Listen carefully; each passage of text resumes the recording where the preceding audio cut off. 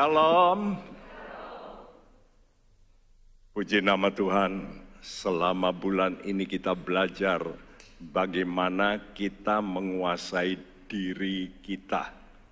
Ya, kalau Anda tidak bisa menguasai diri, ada bahaya yang sangat besar.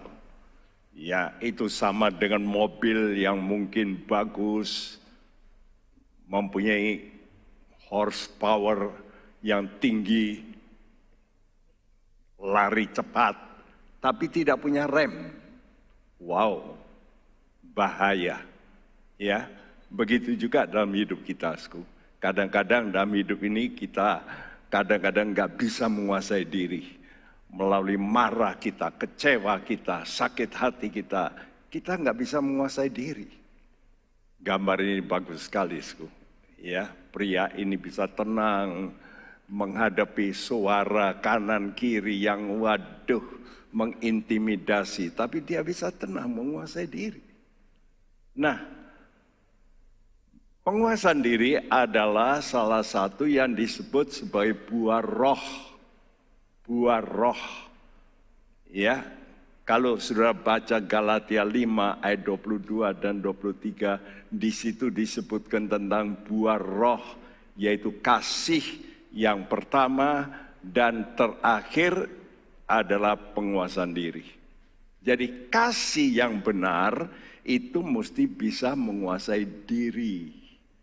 Coba kalau Allah kita tidak bisa menguasai diri, melihat dunia kita ini yang kurang ajar, ya, makin berani terhadap perlawanan kepada hukum Tuhan, ya, Tuhan sudah tetapkan demikian, manusia nggak mau. Coba kalau Tuhan itu tidak bisa tahan, ya, dia akan marah begitu langsung, wah habis. Tapi dia sabar. Dia kuat, ya, karena apa, Karena kasih. Karena itu salah satu hal yang paling penting dalam hidup kita, itu adalah kita bisa menguasai diri. Ada sebuah cerita, Anda tahu ada seorang yang terkenal di dunia ini, istimewa di Asia, seorang pahlawan perang dari Mongolia, namanya Genghis Khan. Mungkin Anda yang belum pernah mendengar nama ini. Orang ini pahlawan perang yang sangat ditakuti di Asia saat itu. Ya, negara-negara ditaklukkan di Asia. Pada waktu itu dia dengan berkuda. Ya. Nah, satu hari dia berburu. Dia berburu lalu kehausan. Sangat haus. Dia selalu berburu membawa seekor, yaitu Raja Wali, temannya yang selalu menyertai dia. Ya, dan perlengkapannya antara lain dia juga bawa yaitu tempat minum dari perak untuk dia minum. Ya, satu hari dia melihat di tengah kehausan, dia melihat ada tetesan di gunung itu menetes air. Dia ke sana, lalu dia ambil cangkirnya, dia isi. Dia diisi hampir penuh, sudah hampir penuh. Apa yang terjadi? Burung Raja Walinya itu menyambar, dar, menjatuhkan. Wih, dia lagi haus, dijatuhkan. Barangkali ini kebetulan nih, nyenggol gitu. Ya, dia tampung lagi. Dia tampung lagi. Waktu tampung kedua, baru setengah lebih, disambar lagi. Lalu jatuh kembali. Wah, dia makin jengkel. Ya, ini burung kok kurang ajar, saya lagi haus. Kok ditumpahkan begitu rupa, saudaraku. Lalu dia sudah siap-siap dengan pedangnya, saudaraku. Dia lalu tampung lagi. Dan betul, waktu dia tampung ketiga kali, saudaraku, burung itu datang, lalu dia potong. Das! langsung burung itu jatuh, mati. Setelah itu air itu netes berhenti. Loh, dia pikir kok berhenti? Ya, ada apa kok berhenti? Dia naik ke atas. Apa yang dia lihat? Ada satu kolam. Ya, empang begitu ya. Lalu di situ ada seekor ular berbisa, mati. Wah, dia berkata, tadi kalau aku minum, aku mati. Dia kecewa bukan main. Dia rasa, aduh aku bersalah kepada burung ini yang begitu baik. Kenapa tadi aku bunuh? Dia kawanku selama ini. Waktu aku berburu, selalu dia menyertai aku. Tapi aku bunuh dia. Karena itu dia lalu memerintahkan untuk membuat sebuah patung burung Raja Wali. Di sebelah kanannya ada ukiran, bahkan seorang kawan, jikalau melakukan yang tidak engkau senangi, dia tetap seorang sahabat. Lalu di sebelah kirinya dia suruh grafir, ukir, ya, setiap tindakan dalam kemarahan itu tindakan celaka yang membawa kegagalan. Jadi hati-hati, kalau sudah lagi marah, hati-hati. Jangan sembrono bertindak dalam kemarahanmu. Biasanya salah. Orang kalau lagi marah, baru mungkin ada barang yang mahal, dia banting, dar. Aduh, setelah dibanting, aduh kenapa ya tadi saya banting? Kenapa? Tidak bisa menguasai diri. Nah, pertengkaran dalam rumah tangga sama. Suami istri kadang-kadang tidak bisa menguasai diri. Ya, kadang-kadang pria-pria, kenapa kadang-kadang memukul istrinya? Karena nggak bisa menguasai diri. Lagi adu argumentasi, kalau ke pojok, kepepet, dia marah, dia pukul, tampar, dar. Nah, sekali tampar, istri ingat seumur hidup. Dan pernikahan itu mulai terganggu.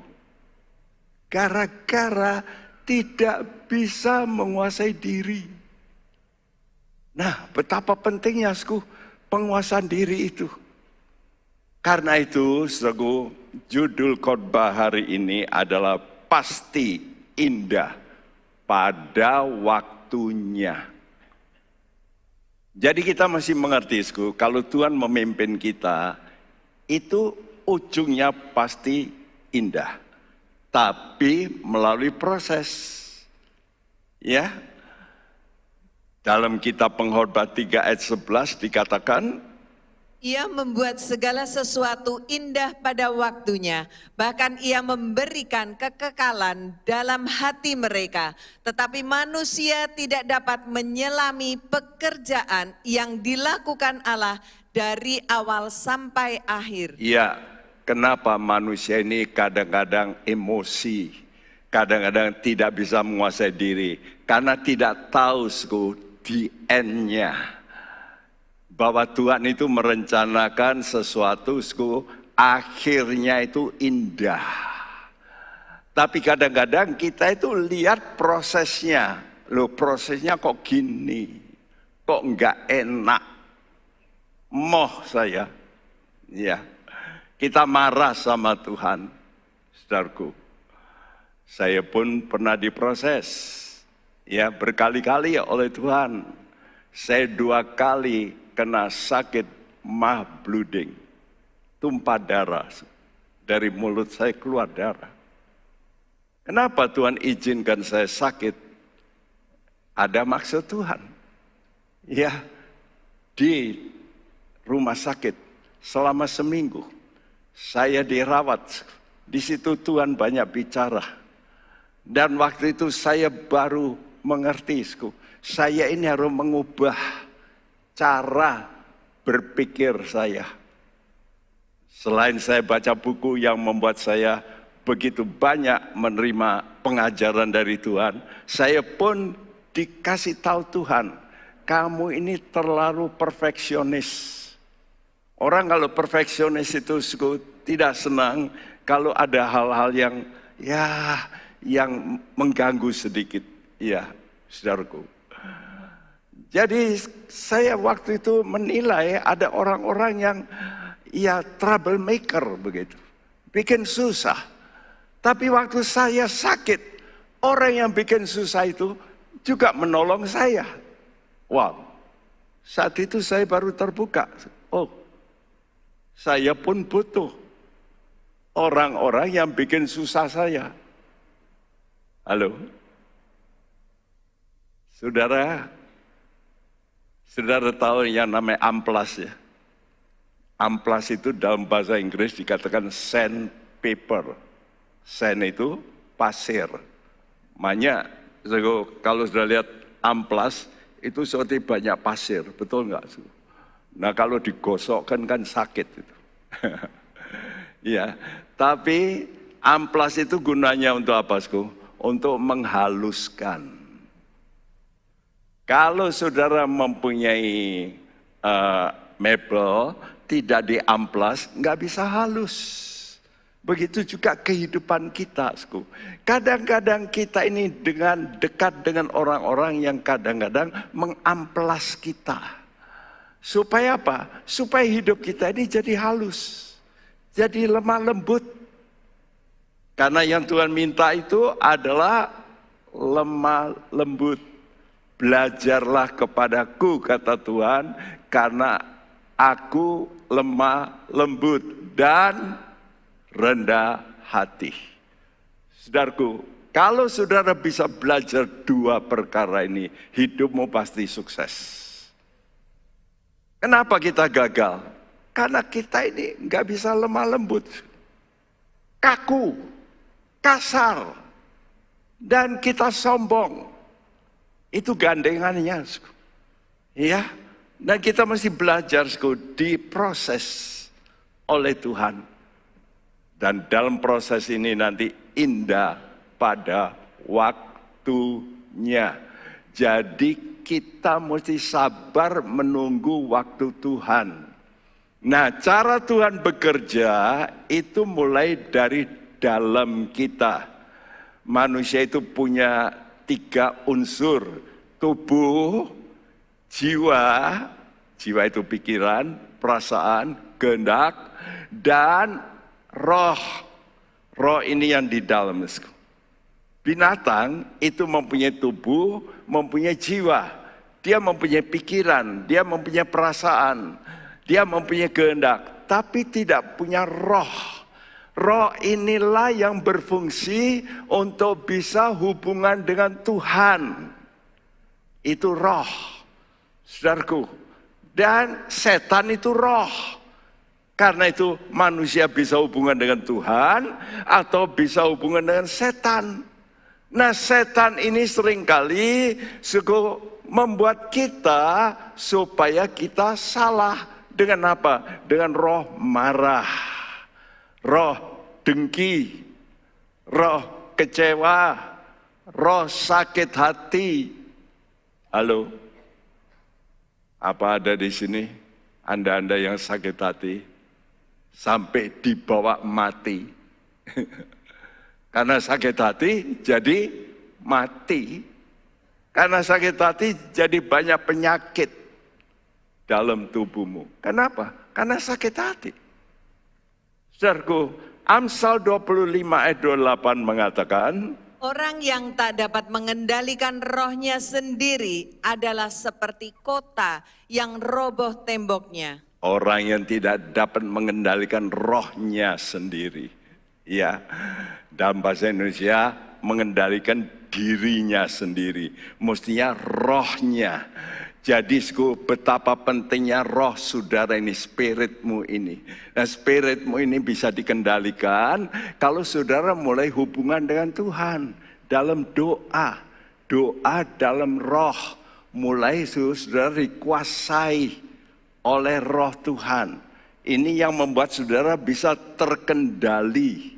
Ya, jiwamu terkendali. Sebab jiwa kita ini kadang-kadang bisa emosional. Nah, kalau ini tidak ada yang ngerem, ini bahaya. Ini seperti tembok kota yang roboh. Ya, sehingga musuh itu bisa masuk. Nah, tujuan khotbah hari ini adalah saudara mesti mengetahui jalan Tuhan untuk mencapai keindahan yang kekal itu. Kenapa orang itu emosi, tidak bisa sabar? Karena tidak mengerti jalan Tuhan. Jadi kadang-kadang Tuhan membuat, misalnya Tuhan membuat saya sakit, supaya saya bisa berubah. Nah, kalau saya tidak mengerti, saya marah sama Tuhan. Loh, saya sudah berbuat baik, saya sudah melayani, kenapa sakit? Nah, saya jadi hamba-Mu, kok Tuhan izinkan sakit? Bahkan 2 kali lagi. Kenapa, Sku? Karena waktu itu kalau orang tanya, Pak Bekti, kok gereja bisa maju? Saya berkata apa jawaban saya? Sembahyang puasa. Waduh. Berarti ada apa dalam hati saya? Sombong. Kemajuan itu karena saya berpuasa. Sombong. Jadi Tuhan cewer saya. Ngerti? Ya, bukan karena kamu. Ya, saudara, jadi tujuan khotbah ini, saudara mesti mengetahui jalan Tuhan untuk mencapai keindahan yang kekal, Jadi saudara menjadi anak Tuhan ini mesti mengerti. Seringkali kita tidak mengerti, karena kita tidak mengerti, kita marah. Kita kecewa sama Tuhan. Bahkan saya sudah menangani banyak orang kalau ada masalah kematian anaknya baru lahir mati, dia berkata, Tuhan kok jahat. Aduh, saya berkata, jangan berkata jahat. Kok disalahkan Tuhan jahat? Kenapa? Karena tidak mengerti. Ya, saudara, mari kita mau belajar dari kitab Pengkhotbah. Kitab ini ditulis oleh seorang raja yang bernama Salomo. Salomo ini seorang yang mewarisi kekayaan luar biasa dari ayahnya, Daud. Emasnya bukan main kalau sudah baca. Bahkan setelah itu dia juga masih memasukkan emas tiap tahun 666 talenta. Wah, itu besar sekali. Jadi emasnya begitu banyak. Oleh karena itu, dia lalu bikin istananya luar biasa. Ya, banyak kamarnya. Zaman dulu orang masih boleh nikah dengan banyak istri. Ya, dan istrinya 300, gundiknya 700. Total jenderal 1000. Bayangin. Dia kumpulkan penyanyi-penyanyi. Dia membuat syair hebat. Tapi di tengah itu dia mempunyai kekosongan jiwa. Dia lalu berpikir, saya kumpulkan ini untuk apa ya? Setelah saya mati, saya nggak bawa apa-apa. Karena itu dia tulis dalam kitab Pengkhotbah, segala perkara di bawah matahari itu sia-sia. Berakhir dengan apa, tanah kubur. Orang kaya hebat berakhir dengan apa, tanah kubur. Dan dia tidak bawa apa-apa juga. Karena itu dia berkata kalau begitu ya sia-sia. Orang mengumpulkan begitu banyak. Nanti yang menerima orang lain. Mungkin kita berkata anak cucu. Belum tentu anak cucu bisa memegang dengan baik. Nah, kekuatan Anda dan saya menghadapi tekanan, stres dalam dunia ini, kalau saudara ini tahu dalam Tuhan itu akhirnya pasti baik. Pasti baik. Ya. Jadi kalau saudara tahu ini, saudara tidak terganggu dengan masalah-masalah yang sedang engkau hadapi di tengah proses mencapai akhir. Nangkap ya, saudaraku.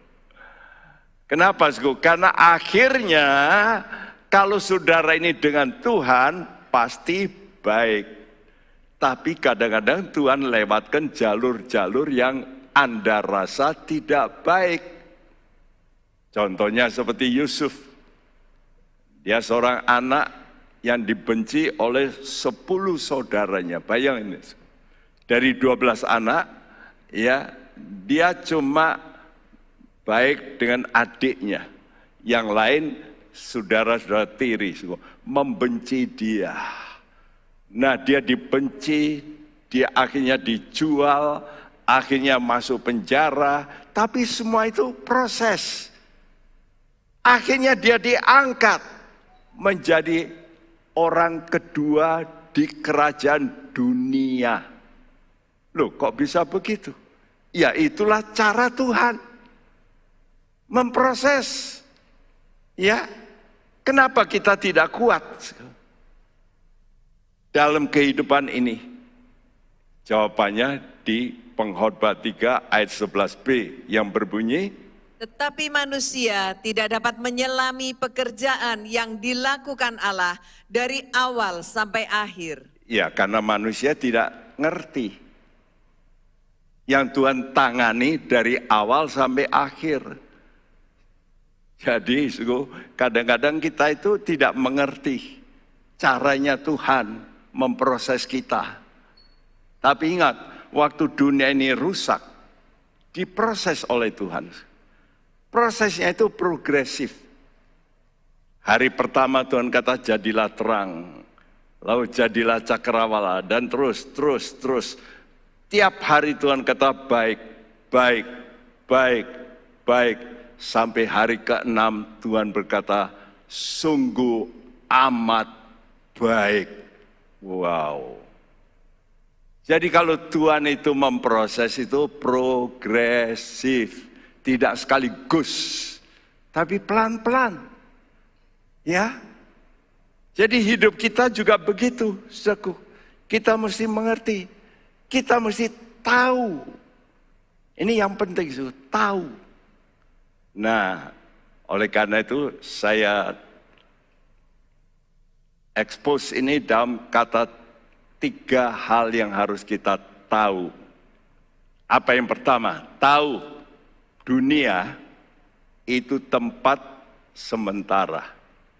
Orang Jawa pun selalu ngomong ya, urip iki mampir, ngombe, mampir.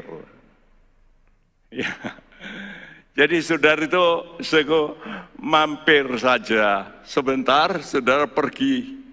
Ya, jadi saudara ini mesti tahu di dunia ini tempat sementara.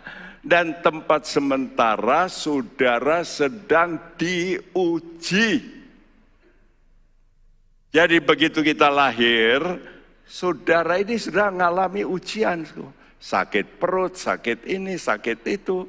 Ya, saudara ada problem dan sebagainya. Saudara dibully, saudara difitnah.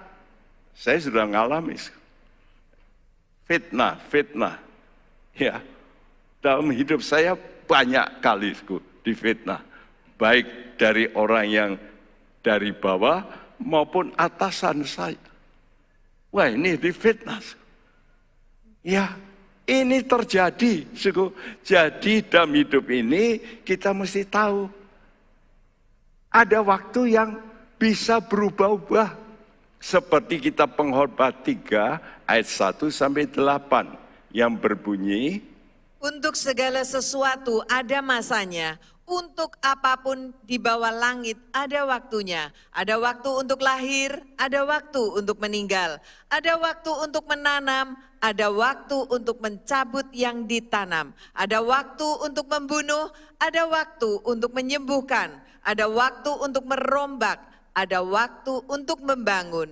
Ada waktu untuk menangis, ada waktu untuk tertawa. Ada waktu untuk meratap, ada waktu untuk menari, ada waktu untuk membuang batu, ada waktu untuk mengumpulkan batu, ada waktu untuk memeluk, ada waktu untuk menahan diri dari memeluk, ada waktu untuk mencari, ada waktu untuk membiarkan rugi, ada waktu untuk menyimpan, ada waktu untuk membuang, ada waktu untuk merobek, ada waktu untuk menjahit.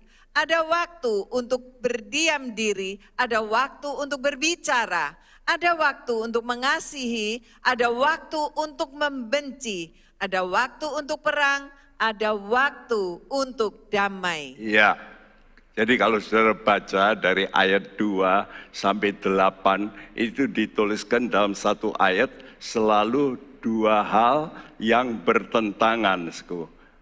Tertawa, nangis. Lahir, mati, perang, damai, ya, ngumpulkan batu, membuang batu, ya, habis membangun, kita robohkan. Sudah lihat sendiri, orang membangun setelah itu dirobohkan juga, bangun lagi, ya toh.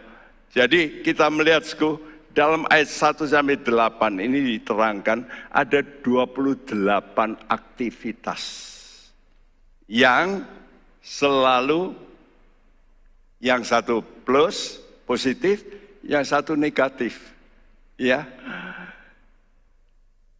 Dan saling membatalkan. Ya. Waktu lahir mati. Lahir itu kan ada. Lalu apa? Mati? Nggak ada. Jadi kalau dihitung secara matematik di dunia ini, apa yang kau lakukan itu semuanya lalu sirna. Ada, hilang. Ada, hilang. Jadi kalau begitu, akhirnya kalau dihitung, ya itu nol. Nol. Ada 14 hal yang bertentangan, jadi 28. Angka 28 itu 4 kali 7. 4 itu angka dunia, ya. 4 penjuru, 7 itu angka sempurna. Jadi kita melihat dalam dunia ini, segala bentuk kehidupan itu akhirnya itu nol besar. Ya, akhirnya mencapai yang disebut komplit, sempurna, habis. Ya, apa saja yang sudah kumpulkan di dunia ini nanti habis waktu saudara mati. Nah, oleh karena itu disambung sekarang kitab Pengkhotbah 3 ayat 9 dan 10 yang berkata, apakah untung pekerja dari yang dikerjakannya dengan berjerih payah? Aku telah melihat pekerjaan yang diberikan Allah kepada anak-anak manusia untuk melelahkan dirinya. Iya, jadi Salomo ini melihat, iya. Kalau begitu orang ini mengerjakan sesuatu, lelah. Ya, sudah dikumpulkan, nanti diambil orang lain. Mungkin diambil oleh anaknya, tapi anaknya belum tentu bisa memakai. Ya. Ini sudah fakta, dinasti, kerajaan-kerajaan setelah meraih keuntungan begitu banyak, direbut kerajaan lain, habis. Satu dinasti habis, mungkin ratusan tahun anak cucu, tapi setelah itu habis juga. Jadi kita melihat secara perhitungan total general nol. Kalau begitu, apa untungnya berjerih payah di dunia ini? Nah, jadi jerih payah kalau kita hanya melakukan urusan di bumi, memang hasilnya itu nol besar. Tapi saudara sekarang mesti berjeripaya untuk sesuatu yang nanti punya nilai, tidak akan hilang. Nah, inilah yang diajarkan oleh Tuhan. Ya, 1 Korintus 15 ayat 58 Tuhan berkata, karena itu saudara-saudaraku yang kekasih, berdirilah teguh, jangan goyah, dan giatlah selalu dalam pekerjaan Tuhan. Sebab kamu tahu bahwa dalam persekutuan dengan Tuhan, jerih payahmu tidak sia-sia. Ya, kalau engkau bersekutu dengan Tuhan, apa yang kau kerjakan di bumi ini tidak akan sia-sia. Nanti kita akan melihat hidup manusia itu mestinya bersukacita, baik semasa hidup di bumi maupun nanti setelah mati. Banyak orang di bumi bersukacita, nanti setelah mati menderita kekal. Itu dituliskan dalam Injil Lukas 16. Orang kaya yang makan pesta tiap hari, waktu dia mati ada di alam maut di sana, dia minta satu tetes air saja susah, nggak bisa, kepanasan. Jadi kita mesti ingat, hidup ini jangan sudah pikir habis mati, habis perkara. No, habis mati permulaan perkara yang kekal. Nanti dibuktikan kapan? Ya kalau saudara mati. Karena Tuhan itu yang mencipta manusia, dia tahu. Nanti kalau mati, rasain kamu. Kalau kamu nggak mau nurut, rasain. Aku sudah kasih tahu. Tapi kamu nggak mau nurut, ya sudah, terserah. Jadi Tuhan itu tidak maksa orang. Dia memberitahu. Karena itu kita mesti tahu. Ini yang pertama, tahulah dunia ini tempatmu sementara. Hanya sementara sampai engkau umurmu tertentu lalu mati. Setelah itu saudara akan masuk alam yang kekal. Nah, yang kedua, saudara mesti tahu hal yang lebih baik. When you know better, you do better. Kalau kamu tahu hal yang lebih baik, kamu akan melakukan yang lebih baik. Memang benar ini, ungkapan quotes ini. Kalau kamu tahu yang lebih baik, kamu akan melakukan yang lebih baik. Karena itu kita mesti melakukan yang lebih baik. Apa toh yang lebih baik? Nah, ini yang ditulis dalam kitab Pengkhotbah. Ya, yang lebih baik itu dua, yaitu hal yang sekarang dan hal yang nanti. Ya, jadi yang lebih baik itu ada dua, yang huruf putih itu yang sekarang. Selama hidup sekarang kita dapat menikmati. Ada orang hidup tapi nggak bisa menikmati. Nanti ditulis di Alkitab. Ada orang kaya raya tapi nggak bisa nikmati. Kenapa? Nah, di tempat tidur selangnya banyak. Lalu dikasih ya mulutnya disumpeli sama ya ventilator. Ya toh? Saya lihat enggak di rumah sakit sampai dikasih balon gitu, bus. Kaya enggak? Kaya. Tapi enggak bisa menikmati. Ya. Ada orang yang biasa-biasa tapi menikmati. Wah. Nah, ini penting menikmati. Kalau saudara kaya lalu bisa nikmati. Wah, itu double namanya. Ya. Coba kita baca sekarang, yang biru ini untuk yang akan datang. Yang putih itu yang sekarang.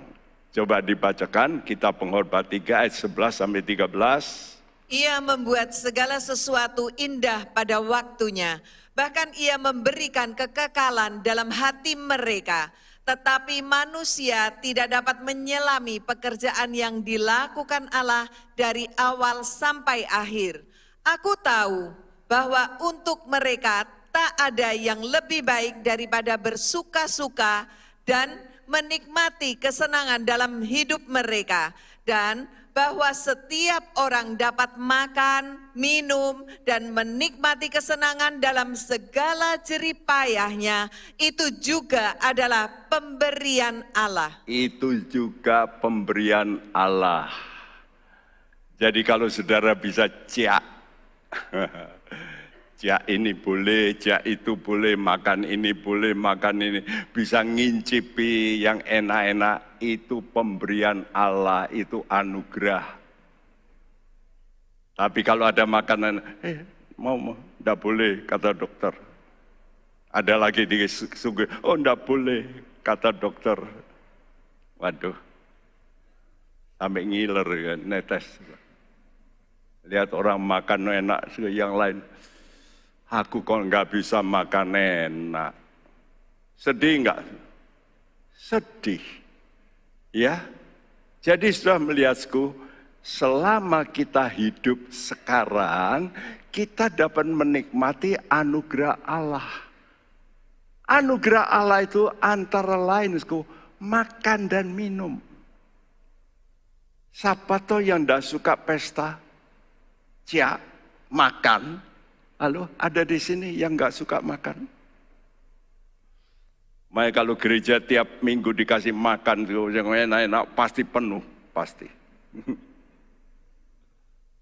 Orang itu suka makan, ya nikmatnya itu di mana? Ya di mulut. Waktu kita makan itu loh, waduh, sama ngomong-ngomong begitu, waduh. Ya sekarang ini di kopi saja sudah lihat, penuh, Semarang penuh dengan kedai kopi, nikmati, ya padahal itu pahit, ya. Dicicip sedikit, nikmat.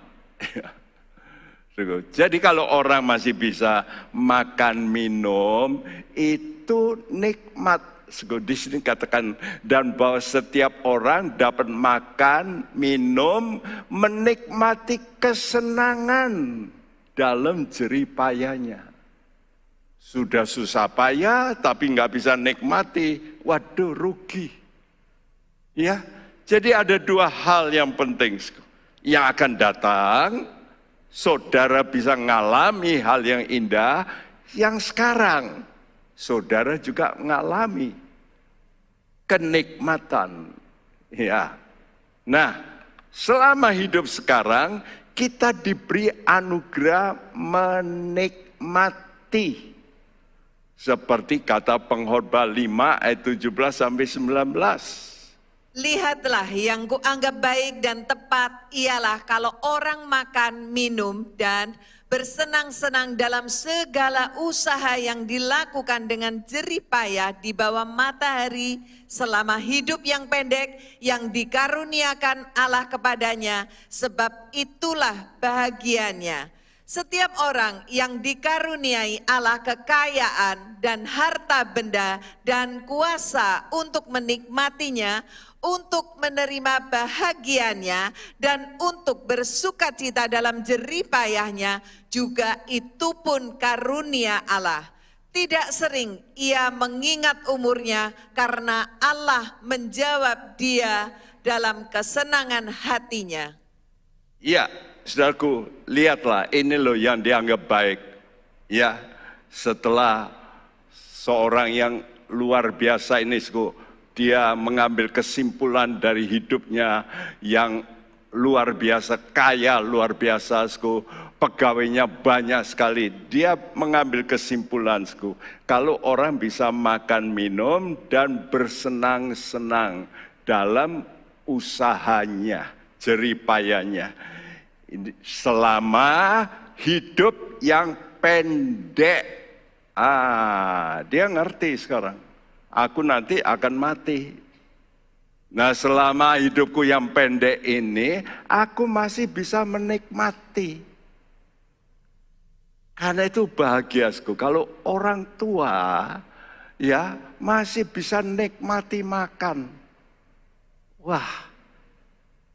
Tapi kalau orang tua di tempat tidur, selangnya banyak, ya, lalu tidak bisa ngincipi. Makanannya dimasukkan hidung, langsung ke perut. Nggak ada lewat lidah. Aduh, nggak bisa incip-incip. Rasanya gimana itu?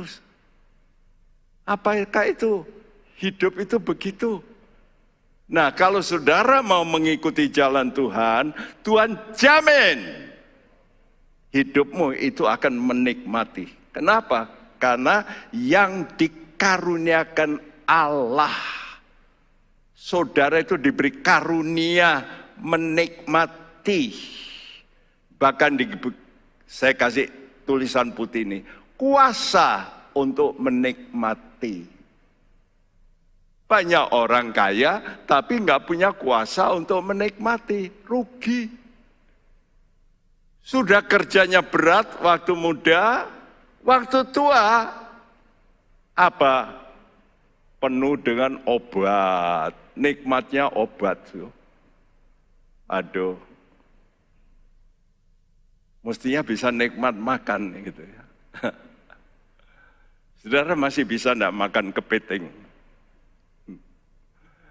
Makan ya udang. Saudara berkata, aduh kolesterol. Waduh nggak boleh sama dokter. Wah ini nggak boleh, aduh. Saudaraku, mari. Kalau kita mau datang pada Tuhan, Tuhan jamin hidupmu akan berubah. Dalam tubuhmu ada perubahan kesehatan. Sehingga engkau diberi karunia untuk menikmati. Sehingga engkau bisa bersuka cita. Ya, saya Senin sampai Rabu, saya di Prigen, berada di tengah-tengah hamba-hamba Tuhan. Dan yang Tuhan rumah, Bapak Yusuf Sutanto, memberikan makanan yang kita nikmati. Waduh, nikmat sekali. Saudaraku, apa saja disajikan nikmat. Dan kita bisa tertawa, bisa senang. Kenapa? Bisa menikmati. Betapa pentingnya, ini pun dikatakan, itu pun karunia Allah. Kalau orang bisa menikmati, dia itu tidak ingat umurnya. Ayat ini, ayat 19. Tidak sering ia mengingat umurnya. Halo? Ada saudara yang ingat terus umurku. Aduh, umurku wis tuwek iki wis mau mati. Wah, itu namanya saudara ndak bisa nikmati. Diliputi dengan ketakutan. Ya.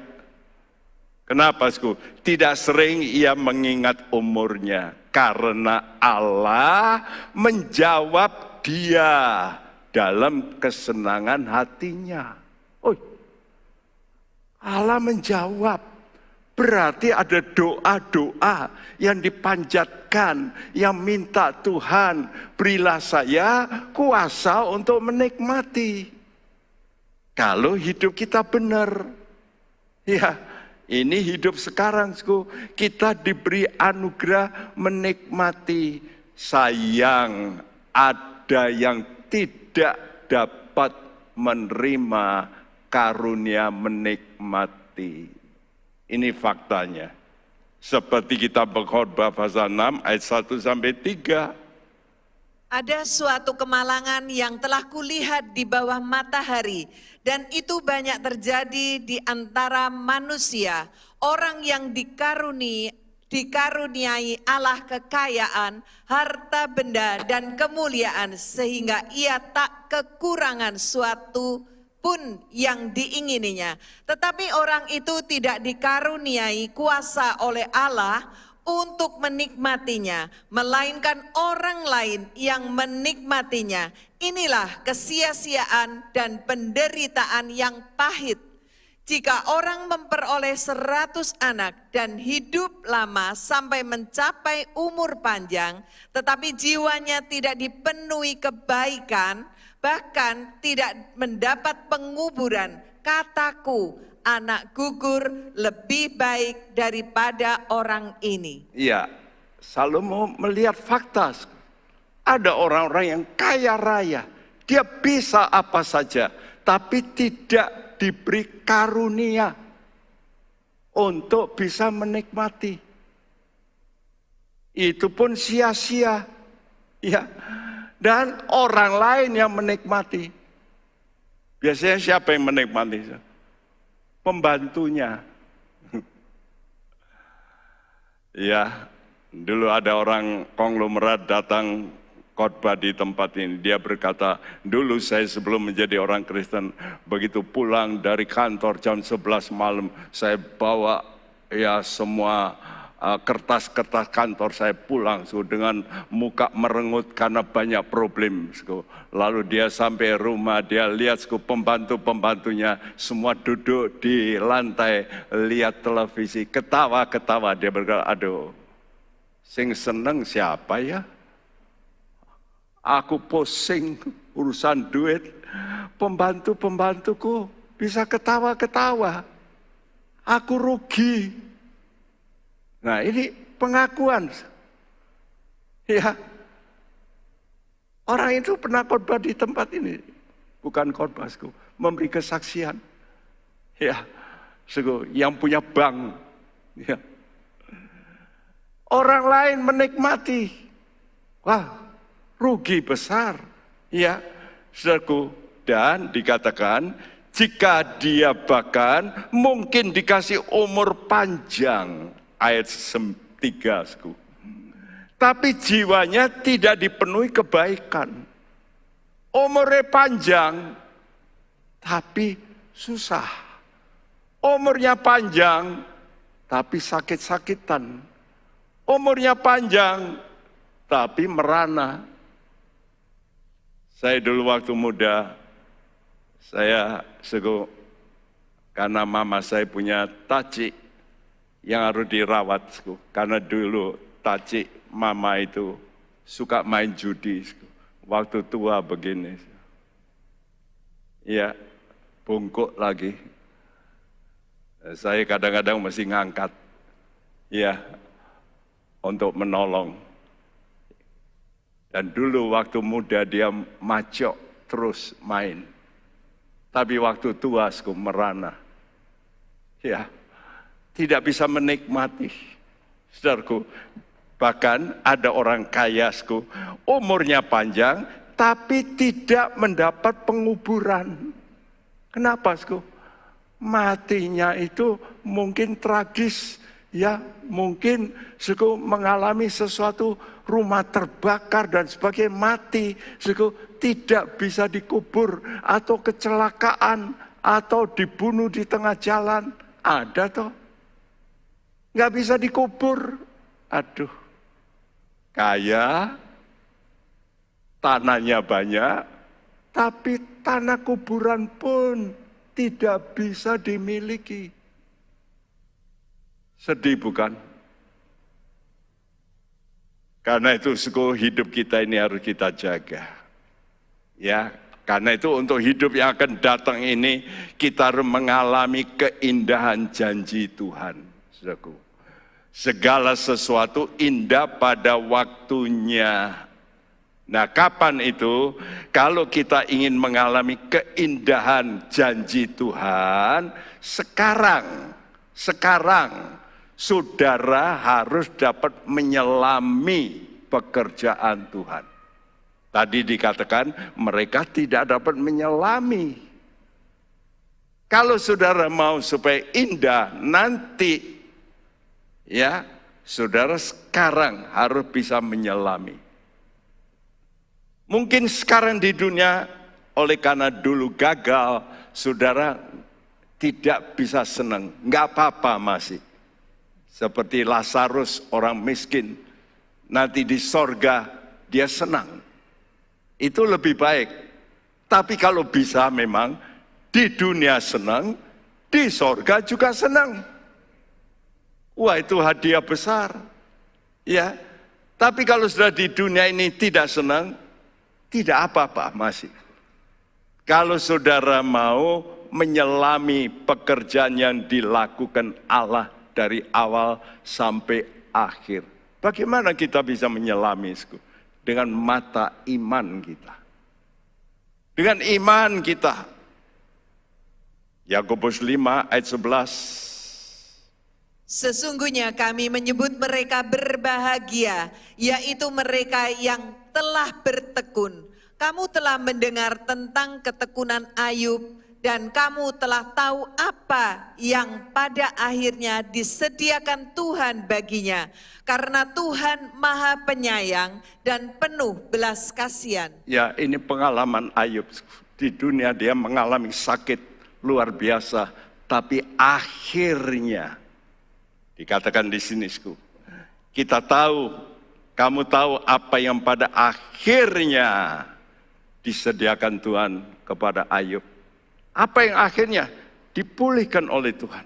Kenapa, Karena Tuhan kita Tuhan penyayang dan pengasih. Hari ini saya rindu supaya saudara bisa mengalami kasih sayang dari Tuhan. Engkau berkata, ya Tuhan, sayangilah kami. Kami mau percaya. Tuhan tolong ubahkan hidupku. Mungkin saudara sakit. Saudara berkata, Tuhan ubahkan. Supaya saya boleh menikmati. Berilah kasih sayang-Mu Tuhan. Saya percaya Tuhan kita adalah Tuhan pengasih dan penyayang. Bagi orang-orang yang mau mencari Tuhan dengan sungguh-sungguh. Karena itu yang terakhir, saudara tahu yang dikerjakan Allah itu kekal adanya. Ya, hal-hal yang kekal itu enggak kelihatan.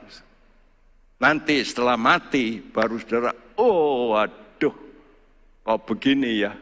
Nah, atau saudara, wah, puji Tuhan. Itu nanti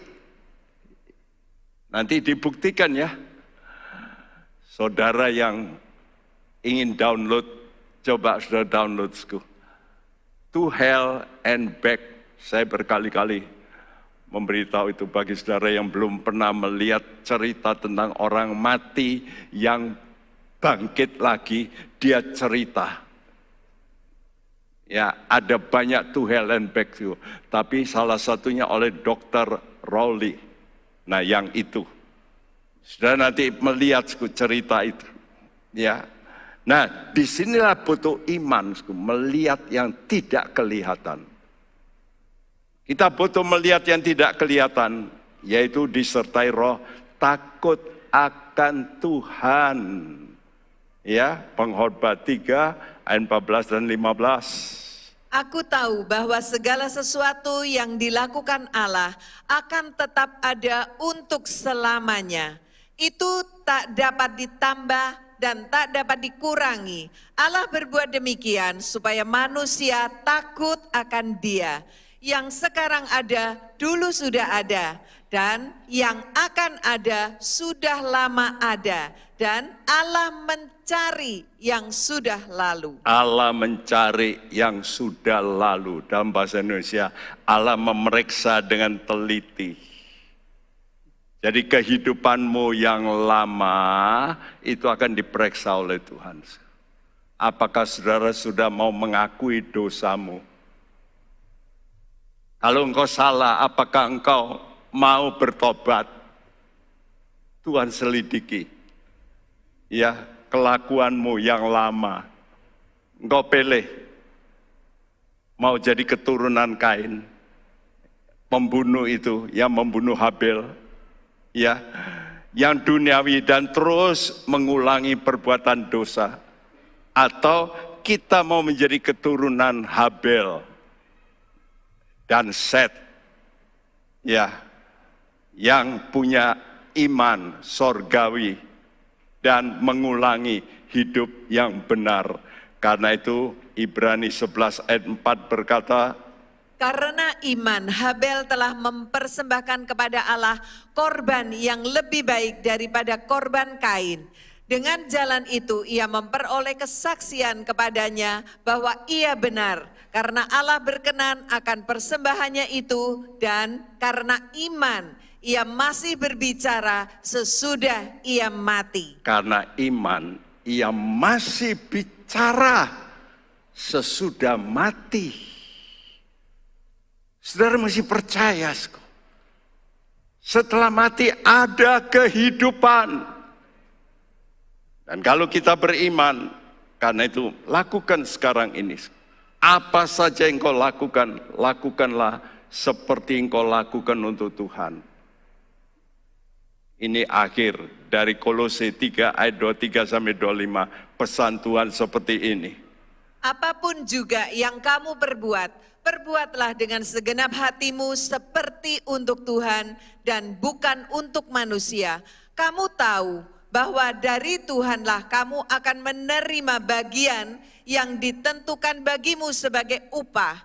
Kristus adalah Tuhan dan kamu hambanya. Barang siapa berbuat kesalahan, ia akan menanggung kesalahannya itu, karena Tuhan tidak memandang orang. Marilah, apa saja yang sudah lakukan sekarang, lakukanlah seperti kepada Tuhan.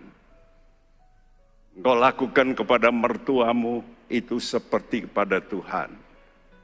Engkau lakukan kepada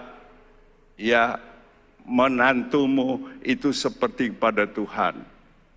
Coba lakukan apa saja supaya jangan bersungut-sungut. Tapi mari kita mau berkata, Tuhan, saya mau mengikuti jalan Tuhan. Jalan Tuhan adalah jalan yang indah. Walaupun sekarang banyak pencobaan, aku tahu satu kali ada hal yang indah yang Tuhan siapkan untuk kami. Haleluya. Mari kita datang pada Tuhan.